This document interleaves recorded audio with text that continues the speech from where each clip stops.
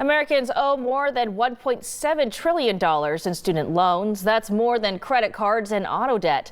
Newsy's political director Andrew Rafferty explains why that tab is running so high. Education has never been more expensive. Today, student loans are the second highest category of consumer debt, second only to mortgage debt. According to educationdata.org, student loan debt is growing 6 times faster than the nation's economy. That's most likely because the cost of college has increased faster than housing, childcare, and medical services over the last 20 years.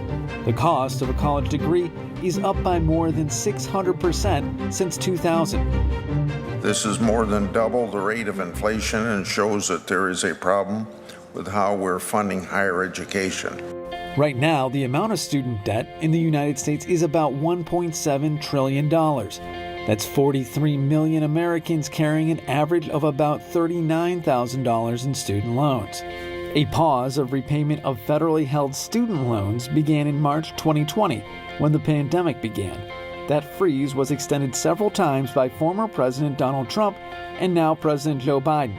But that pause is set to expire in May. When borrowers resume their payments, they'll still be required to pay the same amount every month as they were before the pandemic. Calls for some or all of that student loan debt to be forgiven have continued.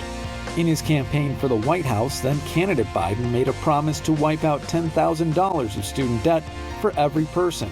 Legislation passed by the Democratic House calls for immediate $10,000 forgiveness of student loans. But now the White House says President Biden will sign legislation to do that, putting the burden on Congress to act first. No person should have to go into debt, crushing debt, in order to get an education.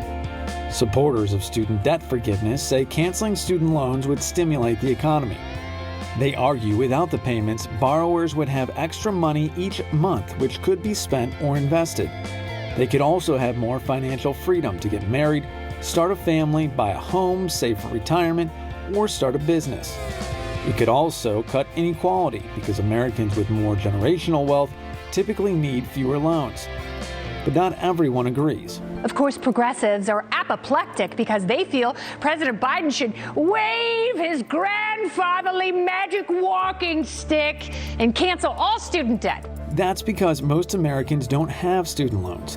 Out of about 250 million adults in the U.S., 45 million have student loans, meaning 80% of adults either don't have student loans, didn't attend college, or have already paid off their debt. It's true. A lot of people say it's an issue of fairness. People who did not go to college didn't incur the debt, and they missed out on that. Now, is it fair to give the relief to the other people? And they argue nearly half of borrowers took out loans for graduate school. Those degrees typically lead to professions with higher salaries, making a borrower better able to pay it back. Any student loan relief would most likely be a one-time solution, and borrowers who already paid off their student loans would not be reimbursed. Opponents say colleges should instead focus on lowering costs, and Americans should opt for less expensive community or state colleges. If you are taking on student loan debt, it's because you are likely a working or middle-class person. So let's get real, let's cancel it. It's in the interest of the people, it's in the interest of this country, it's in the interest of our future. The plan to cancel up to $10,000 of student loans for borrowers would cost about $400 billion, according to Forbes.